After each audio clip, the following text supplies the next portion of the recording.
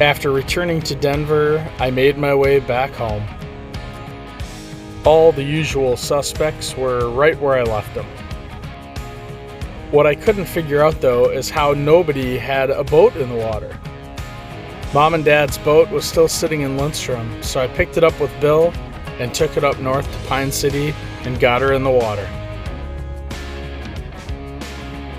The old 88 Special fired right up, so Austin, Alicia, Cody, and I went out to do a little fishing. Austin found himself a very nice perch, and I think Code was just happy to be back on the water. What an amazing dog.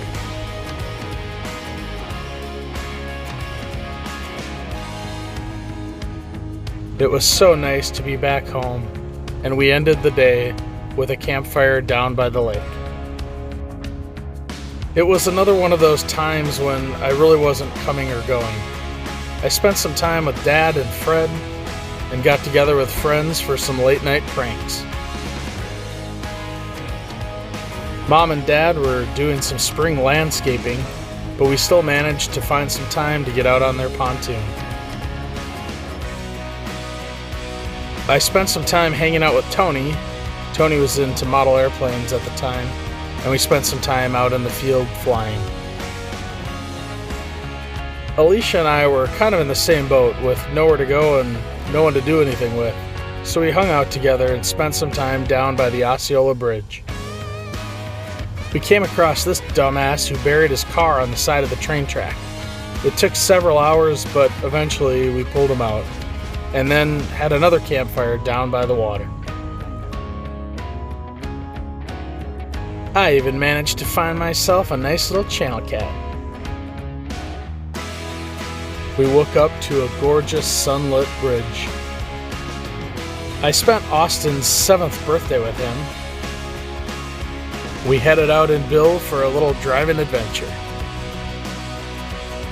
We threw Mom a surprise 60th birthday party at the community center, and I got to be the DJ. Look at those two lovebirds. I went down for the Taste of Minnesota. And I got to see Alice Cooper perform live, which was awesome. I flew the last couple hours on the 150 from the block I had purchased. My school had given me a guaranteed interview option with a regional airline, but I hadn't heard anything yet. So basically, I was just waiting and wondering when that opportunity would come around.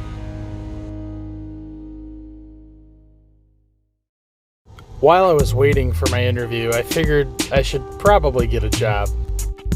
I applied at Northwest Airlines and got a job to become a baggage handler.